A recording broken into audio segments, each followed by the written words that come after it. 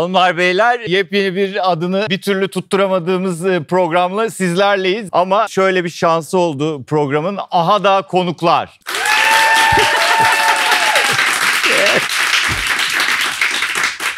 Şimdi efendim hayırlı uğurlu olsun filminiz. Teşekkür ederiz. Ben seyrettim herkesten önce. Siz 15 yıl sonra beraber bir film yaptınız. Yani bir işte oynadınız. Hiç bu partner olduğunuzu öğrendiğinizde böyle ne hissettiğinizi hatırlıyor musunuz? Yani böyle enteresan bir şey oldu mu? 15 sene sonra çok önemli bir iş yaptıktan sonra yine beraber çok önemli başka bir işe daha girdiniz. Ne hissettiniz?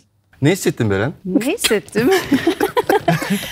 Yani bir kere bence hala her yıl Aşk-ı Memnu izlendiği için o seyirciyi hayal kırıklığına uğratmayacak bir senaryo olması benim için çok önemliydi. Şeyi çok net hissettim, böyle bizi o hikayenin içinde canlandırabildim kafamda. Çok eğleneceğimizi düşündüm oynarken. O yüzden benim için hep şeydi. Onur böyle Kıvanç'la birlikte bir film çeksek mi? İşte New York'ta çeksek mi? Tamam, evren yazıyor falan. Böyle her şey bence yani çok iyi ilerledi o akış ve çok mutluyum sonuçtan da. Ya ben de aynı şekilde süreç çok enteresan gelişmedi. Çünkü Aşk-ı Memnu gibi kült bir iş hep beraber yaptıktan sonra üstünden seneler geçti. Çeşitli oyuncu arkadaşlarımla ben oynama fırsatı buldum. Eminim sen de sevgili Selçuk Yöntem'le Zerrin Tekindor, Hilal Saral çekti. Sonraki birkaç tane işimizi falan vesaire. Arada sürekli böyle işte sosyal medyadan oradan buradan kulağıma da geliyor. İşte sizle beraber oynayın falan. Çok konforlu çalışmıştık gerçekten o dönemde. Yıllar sonra tekrar sevgili Onur Güvenatam, sana buradan teşekkür ediyorum. Çok güzel bir proje bize armağan ettiğin için. Baş mimarı Onur. Proje geldikten sonra çok mutlu oldum. Çünkü Beren çalışılması çok konforlu bir oyuncu. Tekrar böyle bir serüvene onca zaman sonra bambaşka olgunluk, bambaşka vizyon, bambaşka tecrübeyle yaklaşıp beraber bir yola çıkıyor olmamız da cabası oldu. O yüzden tabii ki çok mutlu oldum. Sonuçtan da ben çok mutluyum. Kıvanç senin için kimdir? Nasıl tanımlarsın kendini? İnsanları seven, doğayı seven, yeniliğe meraklı, yeni şeyler öğrenmeden duramayan, hayvanlarla iç içe olan, bir parça kendi yaşantısıyla baş başa kalmak isteyen, evine, ailesine, sevdiklerine, dostlarına bağlı böyle bir tipim yani. Beren senin için kimdir? Ben? Mantıklı. Bu arada az önce dedin ya, bu çalışma fırsatı bulduğunuz insanlar falan. Sizin çok acayip kariyeriniz var. Yani 2004-2005'te başlamış kariyerleriniz. Bu seneye kadar yani o kadar fazla iş yapmışsınız ki ve toplum hafızası dediğimiz şey biraz böyle çabuk şey oluyor ya. Arkadaşlar siz kariyeriniz boyunca çok fazla iş yapmışsınız. Bunun farkında mısınız? Öncelikle onu sormak isterim. Yani o kadar çalışmışsınız ki mesela şey gibi, aslında sizin celebrity olmaktan başka şansınız yokmuş. Yani bu kadar çalışkanken sizin tanınmanız ve bunun takdir edilmesi gerekiyor. Ve hatırlamadığınızda emin olduğum işleriniz var. Mesela Hatırla Sevgili'de Avrupa Yakası'na konuk olduğunu biz senin çalışırken öğrendik. Sen biliyor musun abi bunu? Yo, bilmiyorum. O zaman daha böyle şeydi, yani ATV hala Ciner grubundayken böyle bir crossover episode yapıldı. Ve biz böyle Okan'la ikimiz Hatırla Sevgili setindeymişiz. Aha. Ama işte oraya Gülse'yle Engin de tesadüfen bize denk gelip böyle konuk oyuncuymuş gibi davranıyorlar falan. Ve böyle bizim setimizde oynuyorlar. Onlar gelmiş falan. Acayip. Müthiş bir tecrübeydi tabii. Peki yani. Kıvanç'ın oynadığını bilmediğin bir işi olduğunu düşünüyor musun hiç? Yani hepsini görmüş müsündür? Ay yok, öyle bir iddiada bulunamam. Yani ama şey gibi. Mesela ben hepsini biliyorum diyen Takır var takır sayıyor mı? musun? Sen biliyorsun. Çalıştım. Onu mu diyorum ben? Abi Acemi Cadı'da oynamış. Ya ne haber? Yani evet. Ama şöyle çok büyük bir kıyak yaptığı belli ama ya inanılmaz, biz o kadar heyecanlandık ki orada da bir crossover gibi bir şey var. Ve yani sene kaç? Hani oralarda böyle şeyler yapıp şimdi mesela ne kadar zor bunu hayal etmek. Yok, bayağı onlar acemi insanlar. Zamanlar Acemi Cadı tam. Tam öyle. Cadı da acemi, sen de acemisin. Harika bir Acemi Cadı'yı çekerken Gümüş diye bir dizide diye başlıyor. Gümüş'ü çekerken Acemi Cadı'yı yaptık diye hatırlıyorum. Lütfen yanlışım varsa düzeltin.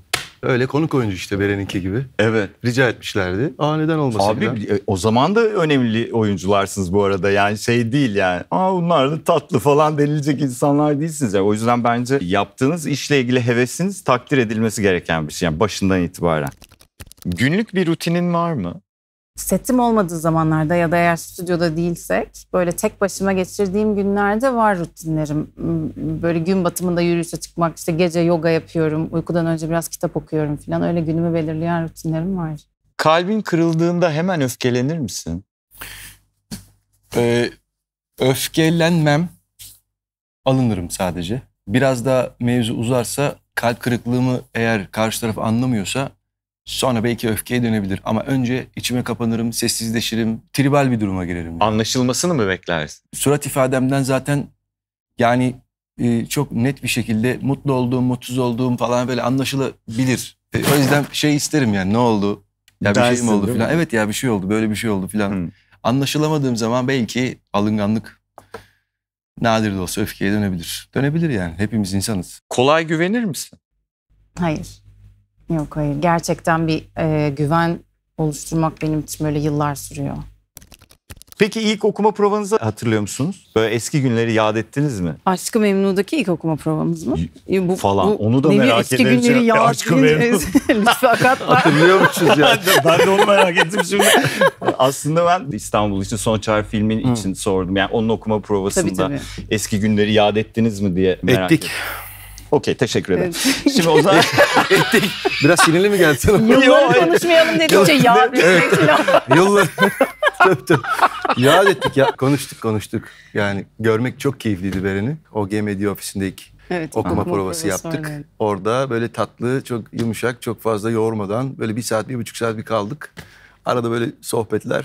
peki bu özellikle Aşk-ı Memnu'dan sonra The Çift denilecek bir durumunuz vardı. Yani bir fenomen bir ikiliydiniz yani. Ta o zamandan günümüze kadar da hiç değişmedi. Hem tekrarları sürekli izlenen bir şey olduğu için hem de o dönemde de çok yüksek olduğu için hem de birey olarak sizin ayrı ayrı da çok önemli oyuncular olmanızla ilgili. Peki bu fenomen olma durumu böyle bir sorumluluk hissettiriyor mu? Bir ağırlık yapıyor mu bu insanda? Ben gerilir miydim diye düşünerek şey yapıyorum yani. Çok iyi olması lazım Genel zaten anlamda de. değil mi? Evet. Sen mi cevap vermek istersin? Tabii ki. Tabii ki. Tabii ki hala vermek isterim. Ya benim televizyona çalıştığımız zamanlarda daha çok sorumluluk hissettiğim zamanlar oldu. Böyle geceleri uyumayıp işte ertesi sabah Ece'yi, Meleği arayıp falan böyle. Özellikle bunu Fatma Gül'ün Suçu'na de çok yaşattım. Biraz Kösem Sultan'da işte bu gerçek bir kadındı, saygı duymamız lazım falan. Başlayan konuşmalar. İşte toplumsal bilinçaltına yanlış mesajlar yolluyor olabilir miyiz Fatma Gül'le falan diye böyle. Her zaman da bilinç düzeyi yüksek bir kreatif ekiplerle çalıştığım için her zaman ben bir şey dediğimde her zaman dikkate aldılar. Evet öyle olabilir, acaba tekrar mı düşünsek falan, her zaman projeleri birlikte geliştirdik bu anlamda. Çünkü bir noktadan sonra oynadığınız karakter aslında herkesten çok sizin oluyor. Onu bir senarist yazsa da ya da Vedat Türkali'nin başlangıçta yarattığı bir karakter olsa da bir noktadan sonra en yakından tanıyan oyuncu oluyor karakterini. O yüzden televizyonda çalıştığımız zamanlarda bunu çok hissediyordum. Artık daha rahatım. Artık hani biraz daha selektif, daha rafine bir seyirciye ulaştığını düşündüğümüz bir platformda olduğumuz için galiba orada sorumluluğu daha çok paylaşıyorum ve biraz daha rahatım. Sen? Ya İbrahim, etkileşimi yüksek bir iş yapıyoruz. Yani şimdi aradaki fark, bir tiyatro sahnesini çıkarsın. Tiyatro sahnesinde seyirciyle o birebir, hani diyorsun ya mesela seyircisiz program yapıyoruz şu an diye. Onun farkını tiyatro yapmamakla beraber, bir tane müzikal yapmakla beraber seyircili seyircisiz onu hissediyorum. Ama genel anlamda yani televizyona bir şeyler yapsam bile, sinemaya, tiyatroya her neyse etkileşimi yüksek bir iş ve bizim mükafatımız, almış olduğumuz en önemli ödüllerden bir tanesi sürdürülebilirlik için, yani sektörün, aktörlüğün devamı için insanlardan o memnuniyeti alabiliyor olman lazım. İnsanların takip ettiğini görüp kendini şevklendiriyor olabilmen gerekiyor. Motivasyonun devamlılığı için bu çok önemli bir şey. Evet. Evet, yani geçmişe yönelik böyle 20 senelik bir mevzudan bahsediyorsak benim hayatımda, ilk başlarda bunu çok fazla önemsemekle beraber son dönemlerde de yeni şeyler denemeye özen gösterdim. Ama o bir risk. Evet. Yani birisinin de yeni şeyler deneyebiliyor olması gerekiyor. Deneyeceksin. Nitekim işte bilim kurgusu, komedisi, osu busu filan yapılmamış bir takım şeyler varsa lütfen yapalım. Etkileşimi ne olursa olsun ben bir şeyler yaptığımı gördükçe ilerleyebileceğim duygusuna seneler sonra gelebildim. Bir röportajında bazen bazı hikayeleri anlatmak için bana ihtiyaç var diyorum. Bir içgüdü tarif ediyorsun. Bu Serin karakterinin. Bu arada ismi de ne güzel, Serin. Serin değil mi? Evet. Evet, çok cool bir isim var. Mesela Hakikaten serin mi o kadar tartışılırdı ama yani. Arada kendime hatırlatmam gerekiyor size soru sorarken filmi daha insanların izlemediğini. Ama izledikten sonra üstüne düşünecekleri bir ton şey var filmde. Mesela kim haklı, kim haksız, kimin tarafında olurdun, kimin tarafında olmazdın falan. Böyle bir insan kaşınıyor yani. Daha orada ne önemli... düşünüyorsun falan diyeceğim 50 tane şey var yani. Evet. Ya biz de öyle, biz de kendi aramızda bunu çok konuştuk. Gönenç'le de çok konuştuk. Hepimizin hayatında da o kadar çok iz düşümü var ki. Evet. Bütün o diyalogların, bütün filmin tartışmalarının hepimizin hayatında çok yeri var. Ya ve çok inanarak evet. oynadık o yüzden. İnsan kendini bir hemen şey Var. gibi o falan diye hemen bir şeye benzetiyor. Yani çok enteresan. Peki hiç şey dedin mi? Ben de Mehmet'in yaptığını yapardım. Bunu şöyle desteklemek lazım. Buradaki mevzu ne biliyor musun? İşte insanlar izlerken kendilerinden bir şeyler bulacaktır dediğim, erkek tarafının ve kadın tarafının görünmez gizli bir tribünü vardır her zaman, tamam mı? Destekçisi. Görünmez bir tribündür o. Uzman birisi bir işi ele almadığı sürece bence her zaman erkek tarafı da haklıdır. O tribününden mütevellit. Kadın tarafı da haklıdır. Tribününden mütevellit. Yani ikisini de ayrı ayrı dinlersen ikisi de haklı. O zaman niye bir sorun oldu? Neden mutlusun veya neden mutlusun? Hani buraları aslında çok göreceli şeyler olarak görüyorum. Mehmet'in yaptığını yapar mı? Yapardım belki. O anki koşullar, durumlar, belki ruh hali falan her şey o böyle puzzle'ı destekleyen şeyler ya. Yapabilirdim de yapamayabilirdim de bilemiyorum yani. Dalış yapmayı çok seviyorsun. Herhangi bir dalışında kalacağım galiba ben bu yerde ya diye bir şey hissettiğin oldu mu? Böyle. Oldu. Neresi? Bir gün harbi kalacaktım orada.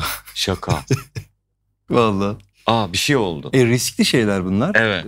O günden sonra şey yaptık. Daha yumuşak bir geçiş yaparak su üstü keşfine döndüm. Su üstü balıkçılığına döndüm. Ne oldu ki? Sportif balıkçılık yapıyorum. Bir şey olmadı aslında, çok öyle Normal yaşanabilecek riskler. Normal yaşanabilecek herhangi bir şey. Bir çapariz diyeyim yani. Her yaptığın için ses getirmesi bir sorumluluk hissettiriyor mu? Tabii ki. Sorumluluk da hissettiriyor. Biraz galiba beklentiyle de ilgili bir şey. Yani senin olman bazen rakamsal, bazen erişimiyle ilgili böyle bir talep, bir beklenti yaratıyor ve yani onu karşılıyor olmak gerekiyor. Yani. Sende yaratıyor mu? Artık daha rahatım. Yani daha seçici davrandığım için projelerle ilgili hem o galiba şeyle ilgili bir şey. Kendi mesleğine dair olan güvenin, özgüvenin, yani bunların hepsi geliştikçe, yaptığın projelere inandıkça, doğru ekiplerle çalıştıkça çok daha rahat erişiyorsun doğru sonuçlara. Çok arkadaşın var mı? Çok yok. Ne yani, dost, arkadaş? Yani dost. Dost Zaten. çok yok ama çok arkadaşım var. Tabii ki var. Sen yapar mıydın Seri'nin yaptığını? Yapabilirdim, evet. Teşekkürler. Yapabilirdim diye düşünüyorum. Flight ADN 759 from Istanbul has landed. Seninle bir anlaşma yapalım mı? Yarın benim bavulum gelene kadar beraberiz. Sonra aramak, görüşmek, sosyal medyadan stalklamak yok. Niye yapıyoruz bunu? Daha çok eğleniriz. Yalan mı? Sen sıkılmışsın demek belli. O yüzden New York'a yalnız geldin sanırım. Sen niye yalnız geldin? Ben kafa dağıtmaya geldim aslında. Hadi canım. Yani New York'tayız. Birbirini ilk ve son kez gören iki yabancıyız. Yani değişik bir şeyler yapalım. İstanbul'da yapamayacağımız bir şeyler yapalım. Anlaştık.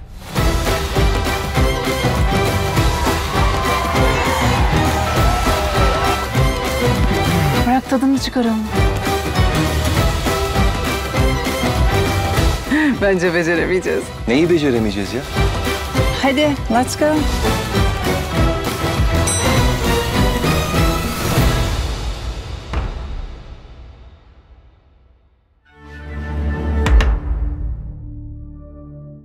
Neredeyse hemen hemen denemediğiniz tür kalmadı gibi. Mesela bunu bilinçli olarak yapıyor olmaya ne zaman başladınız? Ben mesela işte senin kilo verdiğin zamanki haline inanamamıştım Kelebeğin Rüyası'ndaki. Kelebeğin Rüyası.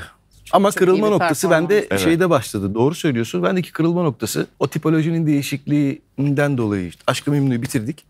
Aşk-ı Memnu'nun hemen arkasına Ezel'de 8 diye bir karakter oynadım. Evet. Saç, baş falan her şey. Bir parçada kilo almıştım. Onu itiraf ediyorum. Özellikle rol için alınmış bir şey değil. Yiyordum abi. Yani net bir şekilde. Biraz da yedirmeyeceğim yani ki rol için falan. Biraz da kilo almıştım. Saç, sakal falan vesaire böyle çok da güzel bir hikaye zaten devam ediyordu. Ezel o da başlı başına benim zaten seyrettiğim, çok beğendiğim bir işti. Kırılma Ezel'deki 8 karakterini oynamakla başladı. Çok lezzetli geldi. Bir de bunu da oynasak, bir de bunu da oynasak falan böyle bir seneler geçti yani işte. Harika. Senin? Benim için aslında böyle bedensel ve ruhsal açılma Hatırla Sevgili. Yani orada gerçekten yani hepimiz için bir atölye gibiydi de. Çok fazla böyle 20-25 kişilik böyle çok genç aynı yaşlarda bir kast ve canlandırdığımız gerçek hikayelerin içinde gerçekten biz o kadar duygusal inişler çıkışlar yaşadık ve hepimiz olgunlaştık ki o projenin içinde. Benim için o galiba, ama sonra Aşk-ı Memnu'yla kadın olmaya dair çok şey keşfettim. Yani biraz daha böyle o insanın karanlık yüzüne dair çok şey keşfettim. Oradan sonra da böyle 21-22 yaşlarında böyle kimsenin gittiği yoldan gitme diye böyle karşıma böyle bir galiba reklam sloganıydı. Böyle bir slogan çıkmıştı ve o benim aslında kariyerimin mottosu oldu. Ve böyle tamam sen cici kızsan o zaman böyle bir şey oynamaman lazım. O zamanlar da çok böyle herkesi böyle kalıplara, sınıflara ayırmaya çalıştıkları bir dönemdi. Şimdi artık daha çok performans odaklı tercihler yapılıyor. O zamanlarda böyle evet o zaman şimdi bunu yaptıysam hiç kimsenin yapmadığı bir şey ne yapabilirim falan. Bence bana Bihter rolünü teslim etmek de o da yani Kerem'in cesareti. O zamanlarda böyle hani cici kız oynuyorsun, işte baby face'sin, senin kulların orası derken birden bence benim için de Bihter'le aslında kabul görmek açısından kırılma noktası. Ama benim içsel kırılma noktam daha çok Hatırla Sevgili. Ev işleriyle aran nasıl? Yapmak zorunda olunca iyi. Onun dışında yani. En güçlü özelliğin ne? Güçlüyüm diyormuşum. En güçlü özelliğim. Ne? Kolay kolay pes etmem. Kalbin çabuk kırılır mı?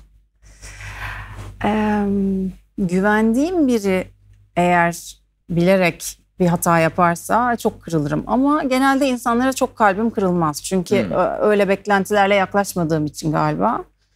Çok kalbim kırılmaz ama çok sevdiğim, çok değer verdiğim biri bilerek beni kırdıysa çok çok kırılır kalbim. Peki kolay ezber yapar mısın? Çok kolay ezber yaparım. Halit Ziya Uşaklıgil devam kitabı yazmadığı için 14 yılda size başka beraber oynayacağınız proje gelmiştir diye tahmin ediyoruz. Yani hani Aşk-ı Memnu 2 olsa okey de yani o olmadığı için 50 tane şey gelmiştir. Peki bu filmi kabul etmenizin nedeni neydi? Neydi? Ben devam ediyorum. Şimdi ben Joker Lütfen hakkımı buyurun. kullanıyorum. Ya bu... Hazırlanmadığı yerden geldi. Tabii, bu böyle... Pardon neydi bir... Bu şöyle, ben o dönem böyle bir teklif olmadan önce biz böyle ekip olarak oturup konuştuğumuz zaman işte Gaye ile Zerrin'le hep beraber ya o dönem şeyi oynamıştım ben. İşte böyle sert roller. Biraz böyle bir şeyi değiştirmek istedim. O böyle bir kıyafeti çıkartmak istedim o rolü. Bambaşka bir şeyler oynamak istedim. Çünkü ya İbrahim sıkılıyorum ben. Aynı şeyleri yani yapamıyorum. Çok dürüst söylüyorum.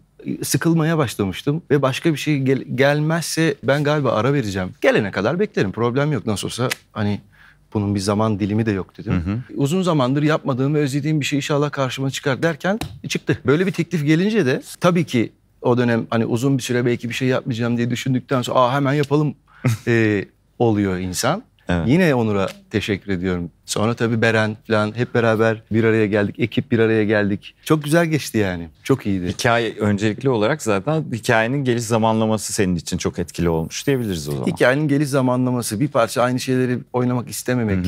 Harika bir fikir o ya. Zaten işte ikinizin de bence kariyerinin roketlemesinin nedenleri bunlar yani. Çok dikkatli seçiyorsunuz bence seçtiğiniz işleri. Senin? Biraz zamanlamayla ilgili bir şey. Biraz da ben de gerçekten şeyden çok yoruldum. Çok dramatik roller oynamaktan. Yani şey diye de hissediyorum. İşte en son Kösem Sultan'ı çektiğimde böyle ya tamam ben artık hani yolculuğumun bu kısmını tamamlıyorum dedim. Ve sonra işte hayat bir şekilde Netflix'e çalışma fırsatı tanıdı bana. O böyle hayatımızın bazı chapter'ları var gibi. Ve şimdi çok daha medeni koşullarda çalıştığımız, çok daha özgürce hikaye anlatabildiğimiz bir dünyadayız. Ama artık benim de oynarken eğlendiğim bir şey çağırmaya başlamıştım diyeyim. Ve gerçekten de öyle oldu. Yani birazcık aslında başka bir ülkede oynamak da bence yeniden ikimizin de bir şekilde bir o kreatif akışı yeniden canlandırmaya da ihtiyacımız var. Yenilik yani.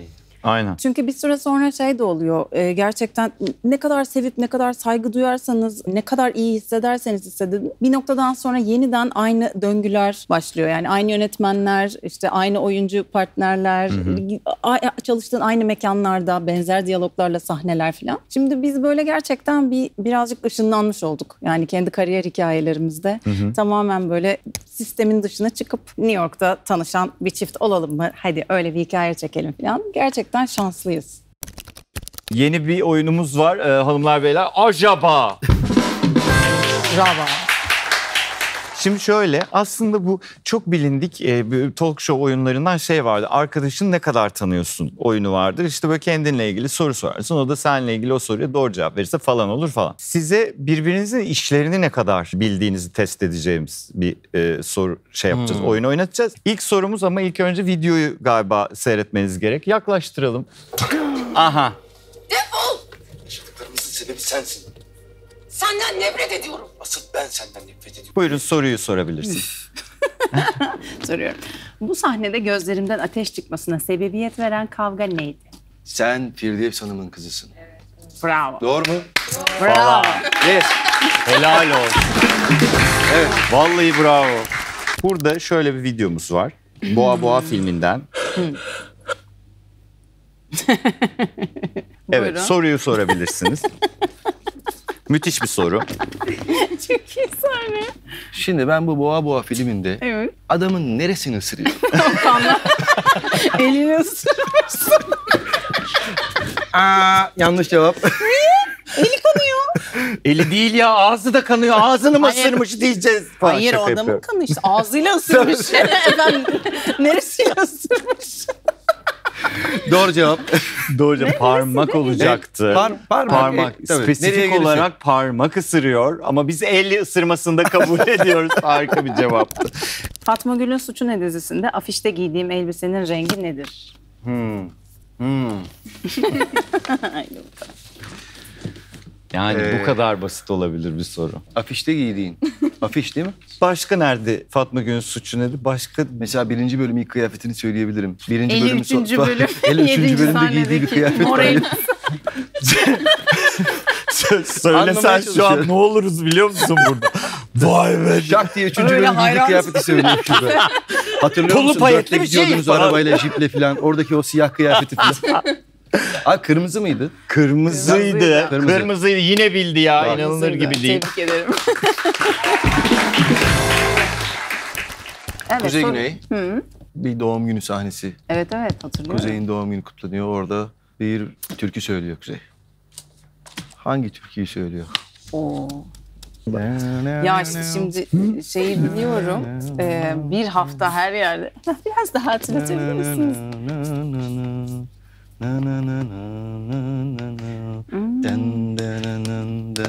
Getirir bir şey değil mi?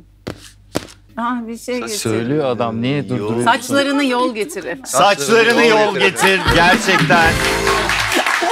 Yani burada yırtıldık bildirmek için. İnanılmaz. Ya bu Kuzey Güney'de ne kadar çok şey var ya. En son biz seni çalışırken şeyi konuşuyorduk. Böyle niye tutuyordu o telefonu?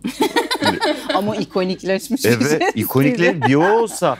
Laflar var ikonikleşen bir ton. Neydi bir tane Vardır. ayıp bir şey vardı. Ayıp bir şey. Yani bir kısmı ayıp. Artı kaçız? O ayıplardan bir tanesi mi? Bilmiyorum. Hemen Yelpaze'de. Al o parayı dürbük şeyler var izleyenler. Aynen devamını onu getirsin. tamamlarlar. Devamını getirebilirler izleyenler. Dürbük. Dürbük ne var. demek? İşte katlayıp bir kenara Ya koymak aynen gibi. dürbük. Ha arada virgül. Katlayıp Dürbük kenara diye biri koymak. var diye ben. Birine dürbük. dürbük diyoruz gibi düşündüm. Dür ve bük diyormuşsunuz. Gerisini Dür. ben zaten lafı bilmesem bile anlarım. Biliyor musunuz ne yapılacağını? Evet. Dürbük ve kenara koy. Hadi Aynen aynen. Biriksin. Evet. Gibi.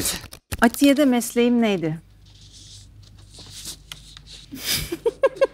Atiye bir dizi. Kıvanç Bey. Bir dakika tribünden ben Ha. kaç göz Atiye izledim tabii ki ya. Ressam. Ressam tabii Tabii. ki. Ressam. Harikulade. Cayır cayır biliyorlar. Beren bunu kesinlikle bilemezsin ya. Aynen. Ya. Bence bunu geçelim Çok ya. Çok spesifik. haksız. Bilemesin ne olacak? Tamam bir tane bilemezsin. de bilemesin. Okey. Beren bana neden Kurt Seyit diyorlardı? Kurt Seyit mi diyorlar dermiş şimdi. Rezalet. Nerede diyorlar ya? Bana neden Ya. kurs Seyit diyorlardı. Hatırlayabilir miyim acaba bunu? Ben yani 15 yaşında falandım o romanı okuduğumda. Sahne yok mu yani? Böyle bir soru mu? Bir sahne var ama. Benim mesleğim neydi kadar genel İzletiniz. sorularım var. Aa, Size niye Kurtseyit diyorlar? tata. Abi dur ben, Yok. ben izleseydim ben. Kendi de bilmiyormuş değil mi? Söylüyorum. Gerçekten pis bir soru bu. Evet. Bu size sorulacak soru değil. Çok özür diliyoruz bunun yüzünden yine. Kırım'da ağlayan çocukların kurt ulumalarından korktukları için ağladıklarına inanılıyormuş. Ancak kurt ismiyle anıldıklarında bu korkularını yeniyorlarmış. Bu yüzden ona demek ki neymiş? Seyit Bey kurt ulumasından korkuyormuş küçükken. Bunu anladık çocukluğuyla Evet. ilgili. Buna yaramış oldu. Ama yine bir alkışı hak etti bence denemede.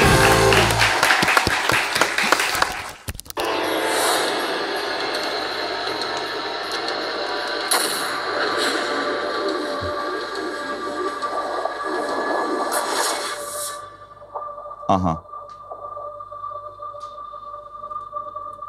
Ay. Bu sahneden sonra bana ne olmuyor? Ne olmayabilir? Olmayacak en sıra dışı ihtimali söyleyeyim. Ölmeyebilirsin. Tebrik ederim. Ya ben... Bak ya.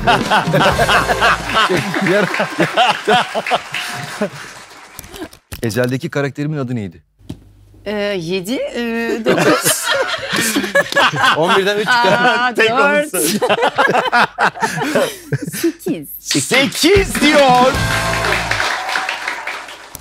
Hatırla Sevgili dizisinde oynarken hangi diziye konuk olarak gittin? Yapma gözünü seveyim. Az önce ölmüyor ya öyle bulduktan sonra yani. Hatırla diziyi oynarken. Hatırla diziyi mi? Evet. Aa, inanır mısınız? Dili sürçtü. Tabii. Hangi diziye? Avrupa Yakası. İnanılmaz. Bunu nasıl bilmiş olabilir bu Aklında be? hiçbir acaba kalmadı seninle ilgili. Peki bir şey Vallahi söyleyeceğim. bravo. Engin Günaydın'a çok güldün mü o zaman? Çok güldüm. Yani şöyle bir şeydi.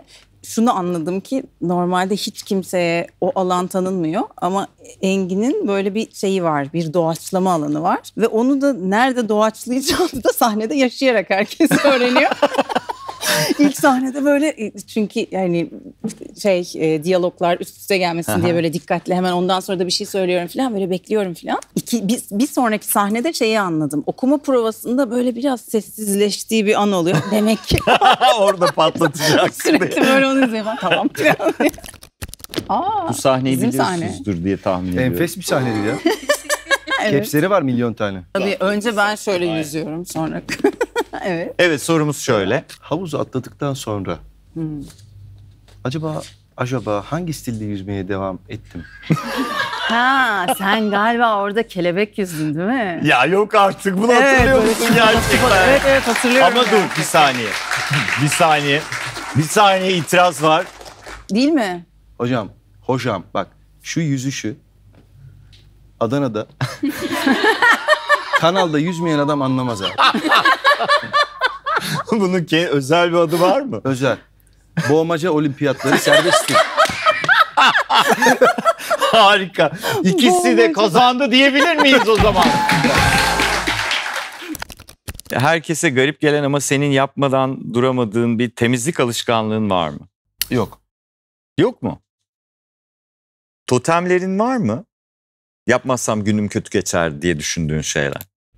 Yok yani öyle hani batıl düzeyde bunu yapmazsamlık bir şey yok ama şeyler var böyle bilmiyorum plasebo mu ama böyle içtiğim bir vitamin var mesela onu içtiğim zaman böyle çok işte günümün sonrası daha iyi geçiyor. Uykudan önce yoga yaparsam biliyorum ki ertesi sabah daha iyi uyanıyorum. Yapmayı ertelediğim ya da tercih ettiğim şeyler oluyor ama bunlar genelde sağlıkla ilgili şeyler. Böyle totem gibi değil ama. Gün içinde en sık hangi kelimeyi kullanıyorsun? Hangi sahne çekiyoruz? Çok acıklı bir cevap oldu. Hangi sahne çekiyoruz? Peki Amerika'daydı büyük bir kısmı. Ne yaptınız? Yani çekimlerden fırsat bulduğunuzda mesela ilk yaptığınız şey neydi? Ya da çekime girmeden. Ben söyleyeyim. Şimdi çok... Acaba? Acaba ne yaptılar? Ya New York'ta ben çok iyi zaman geçirdim. Yani hep birlikte çok iyi zaman geçirdik. Böyle çok iyi konserler, Broadway şovları. Yani en son böyle bir 3 gün uçuşumu biraz daha... Dönüş 3 gün uçuşu. değiştirip dönüş uçuşumu böyle her gece bir şey izledim. Broadway şovu izledim. Harry Styles konserine gittik. Rosalia konserine gittik. Evet. Bir gün ekipçe Bonobo'ya gittik. Şimdi bütün bunları anlatırken Kıvanç. İyi olmuş ya. İyi çalışmışsın. Tabii Evet, canım. evet. Yani hem Harika. çalıştık hem böyle kültürel olarak da beslendik, eğlendik falan. Çok keyifli Harika. geçti. Çok güzel. Sen peki? Mobildi olabildiği kadar. Çünkü kurt bizimle beraberdi. Hı hı. O yüzden mobilitem biraz daha kısıtlı olmakla beraber ilk boş zamanımda ne yaptığımı soruyorsan Evet. setteki ilk boş zamanımda bir sigar bara gidip bir viski, bir pro içtim. Helal olsun. Evet ama o setin boş zamanıydı.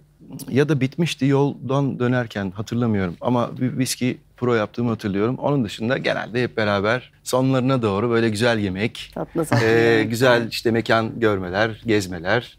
Biraz New York'u tanıyalım oldu. Olabildiği kadar. Çekimlerden sonra eve döndüğünde ilk ne yaptın? Çekimden sonra her çekim günü ben direkt böyle kapıdan gelip hemen giyinip hop duş. Yani o şey gibi benim için ritüelim yani bütün işte o gün neler oldu falan günün duygusal bilançosu sahnelerde neler yaşandı. O onu niye dedi ya falan her ne varsa her şey o anda konuşulup makyaj işte saç spreyi falan her şeyden böyle bir sıyrılıp Arınma. o gün evet o günden arınmak. Çekimlerden sonra eve döndüğünüzde bu Last Call'un çekimlerinden sonra döndüğünde ilk ne yaptın? İbrahim hatırlamıyorum ya. Çok mantıklı Evet. çünkü... Yani eve döndüğümde ilk ne yaptım? İşte Başak'la Kurt'la vakit geçirmişimdir. Aha. Sonra uyumuşumdur diye tahmin ediyorum. Amerikalı bir ekiple de çalıştınız değil mi siz? Evet. Çalışma prensibi açısından bir fark var mıydı? Çok dakikler, orada yaparızcılık yok, uzatırız 10 dakika, hadi gün gidiyor tamam bir 15-20 dakika kalır mı cimcip Yok. operatörü, stadikem böyle bir şey yok orada. Orada Konu değil, tabii değil mi orada çalışma saatleri belli. Sabah işte neyse 4, sabah 5 veya akşam kaldırım üstü çalışmak serbest. Kaldırıma adım atamıyorsun. Bak çok net. Evet. Adım. Yani çünkü orada bir denetmen var. Aha. Hayır yapamazsın çünkü iznin yok, izin almamışsın diyor. Bizde de şunu şöyle koyup 2 dakika... Çekim yaparken rush hour başladı Evet. ve diyorlar ki kaldırımdan yola adım atamazsınız ama sahnenin devamlılığı öyle. Yani taksi çeviriyoruz, arabaya biniyoruz. Genelini çektik. Yakın çekeceğiz. Rush hour falan. Hayır kaldırımdan inemezsiniz. Sadece kaldırımda arabaya nasıl bineceğiz Gökhan böyle olur mu? Anlaşılmayacak bir şey yok. Adam dakik bitti yani. Bir şey bitti. Kaldırımdan Mevzu bitti adımınızı yani. atamazsınız. Çantasını dedi. alıp Bitti gidiyor. yani. Jimmy toparlıyorlar orada. Çekimler sırasında en zorlandığınız sahne neydi? Aslında çok rahat çalıştık. Hep şey olabilir. O aksiyon sahnesi çektiğimiz gece olabilir. Ben de onu söyleyecektim. Çok soğuktu. Ben Ha. ben ondan etkilenmiştim biraz. Yani bana zor geldi. Bayağı soğuktu ki senin de üşüdüğünü hatırlıyorum. Çünkü Evet. bayağı soğuk Ay, bir gündü. Tiril Evet, tirildiniz bir de. aynen. Hem tirildik hem böyle üşümüştük hem yani orada böyle 20 kişi falan bir kast Evet. vardı. Böyle tek plan işte mizansenler, Kıvancı'nın aksiyon sahnesi, prop falan filan galiba en Çok havalı sahneydi Evet. o da. Bir de çok Havalı aşamalı sahne. bir sahneydi. Hani burada Hı hı. çekiyoruz. Sonra biraz daha ileride. Evet. Sonra biraz daha öyle. Bir sabaha kadar sürmüştü. O soğuk bir geceydi. Sıkı bir geceydi. Yani. bir de bence oradaki o iki dilli halinde çok tatlı. Oradaki 2 deli tabii. Arada İngilizce'deki masum öfkesiyle Tabii. Türkçe'ye döndüğündeki. Hakikaten Türkçedeki yapıştırması. fark ettim ki Türkçeyle kendimi daha iyi ifade edebiliyorum. Yani. Allah Allah. İnanılır gibi. Yani, Peki abi, bir şey... bizdeki o bağlaçların yerini hiçbir şey tutmuyor. Yani. Doğru söylüyorsun. İki dilde oynamak bir şey değiştiriyor mu? Yani Türkçe oynarken ki tavrınızla İngilizce oynarken ki tavrınız değişiyor mu? O da bir challenge işte. Ha. Mesela önümüzdeki zamanlarda komple yabancı dil bir şey oynamak isteyebilirim. Hatta istiyorum. Yani İngilizce olmak durumunda bile değil. Yani bilmediğim başka bir dili bambaşka bir ezberleyip de sonuçta bir tekste ezberliyoruz. Bütün duygusunu, karşılığını hepsini öğrendikten, bildikten sonra dünyadaki herhangi bir karşılığı olan bir dili oynayabilmek pekala güzel bir challenge yani. Evet. Mesela onu oynamayı çok isterim. İngilizce evet yani İngilizce konuşuyoruz. İngilizce oynamakla Türkçe oynamak arasında tabii ki rahatlık anlamında çok büyük fark var. Yani ana dilini oynamak, sonradan öğrenmiş olduğun dili oynamak. Bunların hepsi bence challenge. İşte bitmeyen bir serüven yani. Ben Evet. Bir de Kıvanç, sadece o başka bir dilde oynamakta, ya normal konuşurken bile başka biri oluyorsun ya. Kesinlikle İngilizceyi konuşuyorsun normal hayatta. Şimdi bir de oynadığın ve sürdürmen gereken bir karakter var. Hani Mehmet olarak İngilizce konuşuyorsun ya, Mehmet normalde Türkçe konuşuyor. Şimdi Mehmet İngilizce konuşurken başka biri oluyor. Kıvanç İngilizce konuşurken bambaşka biri oluyor. Tamam, Kıvanç Adana'daki arkadaşıyla konuşurken de bambaşka biri oluyor. Evet yani o kadar zor geliyor ki düşününce. Tabii yani çünkü yani her yerde dilden, yani dil değişiyor ama memleketin içerisindeki coğrafi bölgelere göre konuşma şekilleri Orada de da değişiyor. değişiyor. Tak, bir telefon geliyor orada. Pat. Tabii enteresan bir yapıya Bambaşka geçiyorsunuz. Yani Doğru. kendi içinde bile değişiklikler barındıran bir şey. Dil çok acayip. Yani farklı dillerde bence kesinlikle farklı personalar sergiliyoruz. Yani benim Türkçedeki introvert halim, İngilizce'deki halim çok daha sosyal diyeyim. Öyle mi? Evet öyle, ama tabii ki bir karakter kurduğunuz zaman onun sahnesi dahilinde, onun devamlılığı dahilinde bir şey sergiliyorsunuz, ama bence kesinlikle farklı dillerde, yani şivelerde de öyle mutlaka, ama hani farklı dillerde bence kesinlikle farklı personalarız. Gönenç Bey sizin çok doğaçlama yaptığınızı söylemiş. Doğaçlama yaptınız mı çok? Yaptık. Evet, doğaçlama sahneler çektik. Yani filmde hepsi yok ama çok sayıda doğaçlama sahne çektik. Peki bu rahatlık size nasıl geliyor? Bazen şey vardır ya yani. Müthiş. Öyle Müthiş, mi? tabii canım, müthiş. Buna izin veriyor olması. Program başındayken söylemiş olduğum, önceden beridir tanışıyor olmanın çok büyük avantajını esasen oralarda yaşıyorsun. Çünkü bu mesleği yapan insanlar çok iyi bilirler ki kilometre ve geçirilen vakit çok büyük sette avantaj sağlıyor. O alanı partnerinin, rol arkadaşının sağlayabiliyor olması çok acayip bir hediye, hazine. Çünkü orada aslında lafsız, sözsüz bir dayanışma var. Evet. Yani bir akış var. Hani böyle bir o yüzden bence çok büyük bir nimet.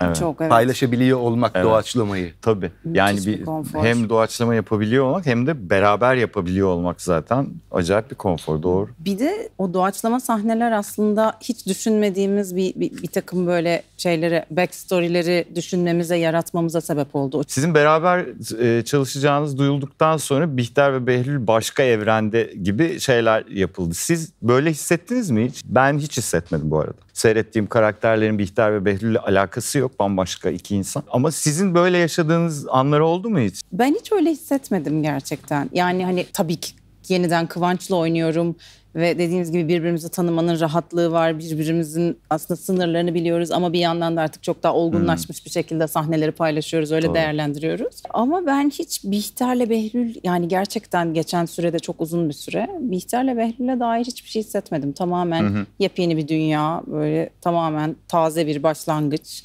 Evet. Benim için tamamen Bir öyle. de yani oyuncu olarak bunları hissedebiliyor olman, hala aynı karakterleri zaten tuhaf. Yani cümlenin Tabii. içinde bir tuhaflık var. Aynen, Hani olacak iş değil.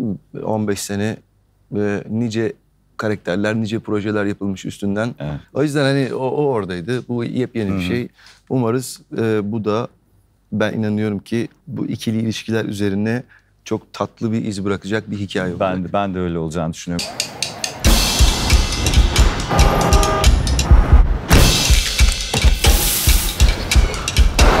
Bırak tadını çıkaralım.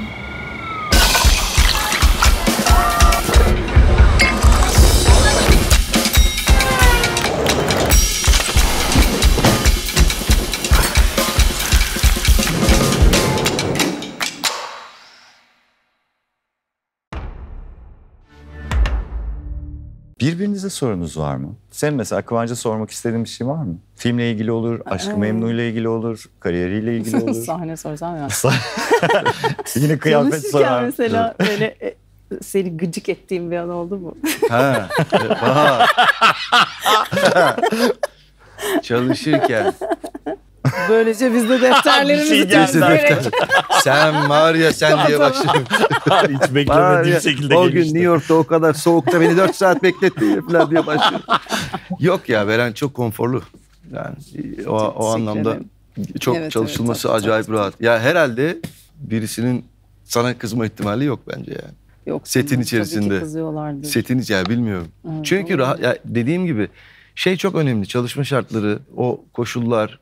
Orada bizim sahneye hizmet eden kostümlerle belki üşüyor olmamız ama çaktırmıyor olmamız, belki terliyor olmamız ama çaktırmıyor olmamız. Yani bir türlü sebepten dolayı insan bazen bir şeye girebiliyor. Ama samimi söyleyeceğim, hiç öyle bir şey yaşamadık yani.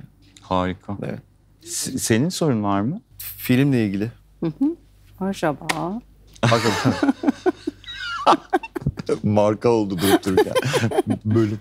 En çok keyif aldığın sahne hangisiydi? En yani varsa. Eni almak istedim. Ya en çok galiba o böyle dans ettiğimiz sahnelerde falan çok eğlendim yani. Çok iyiydi. Çok eğlendim. Çok iyiydi. O kadar belli ki Abi, eğlendiniz. çok O sahneler o kadar belli ki eğlendiğiniz yani. Bak insanın canı çekiyor lan. Biz de oynasaydık orada. Gerçekten Keşke. eğlendik. Bir de Eğlenceliydi böyle ama. şeyde hani sahnede de dansçılarla çalışıyoruz falan böyle yani en çok orada eğlendim galiba. Evet. Bir de bir sahne daha var. Onu izlerken onlar da gülsünler yani. Okuma provasından itibaren o sahneyi her okuyuşumuzda çok güldük yani. Hangi sahne? O sahne. O sahne. O sahne. Evet. O sahne. Yani oynarken ne kadar eğleneceğimizi düşünüp her okuma provasında çok gülerek oynadık. O sahne film yayınlandıktan sonra işte bu sahneden bahsediyorlardı. Diyeyim de bari. Yani o zaman şöyle falan. en çok güldükleri yer. Hadi o sahne. Bilin ki o Aa sahne. tamam bilin ki. Görünce anlayacaksın. Evet. Üçüncü saniyede görünce anlayacaksın. Tabii. Sence evlilik zor mu? Evlilik zor mu? Evlilik sence sevgili olmak zor mu? Şimdi evliliği biz neden böyle bir kalıba sokuyoruz ki? Mesela evlilik zor mu? Değil. Hı hı. Yani İlişki zor zaten. evet. Hı hı. İlişkinin yani kolay, zor. Böyle bir şeyi var ya. Grafiği var. Bir akışı var. Her şey içerisinde var o kümenin yani. Peki o zaman evlilik aşkı öldürür mü? Kesinlikle öldürmüyor. Sevgililik aşkı öldürür mü? Yani bir şey söyleyeceğim. Öldürmemesini umuyorum. Tamam mesela evlilik neden ötekileştiriliyor abi? Doğru. Doğru söylüyorsun. Evlilik şey mi yani? Tukaka bir şey mi yani? Anlamadım ki. Güzel Yok. bir şey. Bu evet. Şöyle sevgiliyken de aşkın ömrünün bitmesi gerekiyorsa sevgiliyken de biter. Hı hı. Evliyken de biter. Aha. Bir raf ömrü vardır. Onun bitmesi gerekiyordur. Biter. Ben kesinlikle inanmıyorum buna. Sence evlilik zor mu? Evliliğin zor zamanları vardı. Artık benim için değil. Zor değil. Peki evlilik aşkı öldürür mü? Bence evlilik şöyle bir şey yapıyor. Aşkın zaten kendi kendine bir şeyi var. Bir son kullanım tarihi var diyelim. Bir süresi var. Evli olmadığınız zaman zaten o noktada bay bay deyip gidiyorsunuz. Ama evli olduğunuzda böyle aşkı tazelemek, yeniden canlandırmak için aslında daha kreatif çözümler üretiyorsunuz. O yüzden bence evlilik aşka bir anlamda daha çok emek vermeyi de sağlıyor. Ayaklarınıza sağlık. Umarım yine bir yerlerde tekrar yan yana geliriz kısa zamanda. Tebrik ederim yaptığınız işi ve şimdiye kadar yaptığınız işler için de tebrik ederim. Ayaklarınıza sağlık. Çok teşekkür ediyorum geldiğiniz Biz için. teşekkür ederiz. teşekkür İbrahim. ederiz Çok bizi güzel konuk şeyler ettiğiniz söyledin. için. Çok sağ ol. Ay, estağfurullah az bile söyledim. İnanın Çok bana. teşekkür ederiz. Hanımlar beyler Kıvanç Tatlıtuğ ve Beren Saat bizlerleydi. Görüşürüz.